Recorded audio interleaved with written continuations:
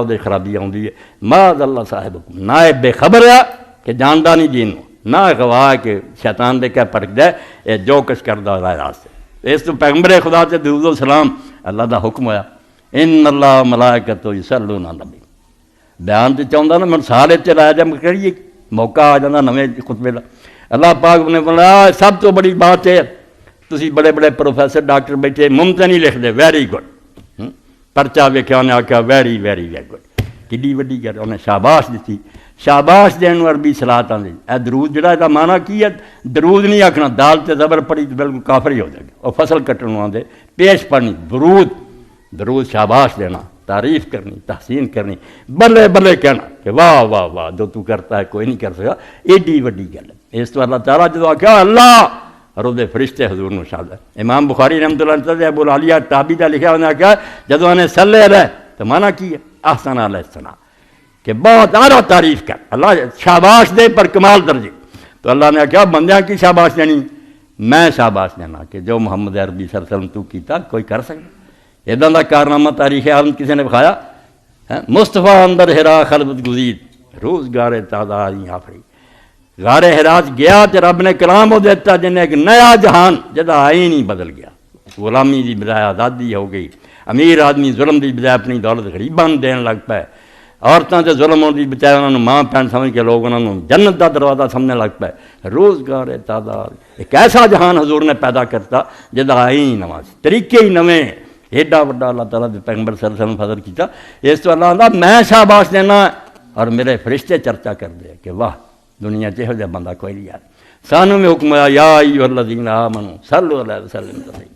جے ایمان لے آئے جے نا تو پیغمبر خدا تے صلاۃ تین مانے صلاۃ دے وچ ہن آ جائے انہوں پھیلا لیو. بعد پہلا کمالات دا اعلان کرنا جنیاں شانہ اپنیاں اظہار کرنا نعتاں پڑھنیاں تقریراں کرنیاں جلسے کرنے کہ جو مرتبہ حضور نے دا کتاباں لکھو سیرت تے اپنے پیغمبر دا دسو دنیا نو کڈی شان دا مالک ہے. احسن ثنا کرو اعلیٰ تو اعلیٰ تعریف. اور دوجی گل تعریف جدوں ہوئے کسی خوبیاں ہون انسانی فطرت ہے اچھی چیز نہ انسان محبت کر لا. پھر گرویدہ ہونا محبت کرنا یہ دوجا معنی ایڈیاں خوبیاں والے تے پھر دیوانے ہو جاؤ جنوں جانو وہ پیار کرو. اور تیسرا ہے کہ وہ پھر دعائے رحمت کرو. تو پلے کی ہے تسی احسان دا بدلہ کی دینا ہے کہ تسی دین دو گے کی دے تسی رب دی محنت کرو کہ اللہ دے پیغمبر نے جو احسان کیتا جو دین دسیا اے اللہ دا بدلہ تو ہی دے. وہ اپنے کون رحمتاں دے خزانے اتنے جڑے نشاور کر. اے تین مانے درود دے اندر. تو اس تو فرمایا پیغمبر خدا تے درود بھیجو اے تواڈے اعمال اور یہ صلہ کی ہے. فرمایا نبی تواڈیاں نہ دعاں دا محتاج نہیں انہوں اگے رب بہت دے رہا.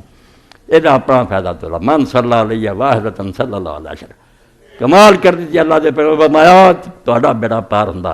میرے سے جدو ایک باری کوئی درود پڑھدا اللہ تے 10 باری کردا اور 10 وہ گناہ معاف کردا 10 درجے بلند کردا.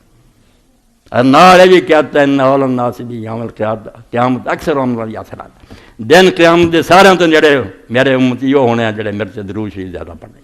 درود انہیں پڑھنا جہے دل سے حضور دے احسان دا خیال جنہوں پتہ ہے کہ اس نبی دے ذریعے سانوں کی کچھ ملیا وہ منہ اپنے آپ ہی چھلکنا صلی اللہ علیہ وسلم. اللہ آپ پہ رحمتہ کر سانوں یہ دین دسیا. اس تو فرمایا دن قیامت دن میرے نیڑے ہونا وہ ایمان دس رہا ہے. اور نال فرمایا البخیل الذی بذکرت فلم یصلی علیہ بڑا بدنصیب نکلیا کم بخت جہے سامنے یار میری گل ہوئی کسی نہ کسی بہانے ذکر میرا آیا مگر دی زبان تو میں درود کا نکلا. اس نے کیا ہی نہ علیہ الصلوۃ والسلام یا صلی اللہ علیہ فرمایا بخیل نکلا. اور نال حضرت حسین فرماؤں نانا جی نے آخیا کہ جن نے یار حضور کا ذکر سنیا درود نہیں پڑھیا وہ جنت کا رستہ بھول گیا غلط رستے سے پی گیا. جنت نوں جا رہا سی کہ رستہ صرف زبان ہی ہلا دینی سی صلی اللہ علیہ وسلم کہہ دینا علیہ الصلوۃ والسلام کہہ دینا. اس موقع سے مجھے یاد آتا بہت بڑے عالم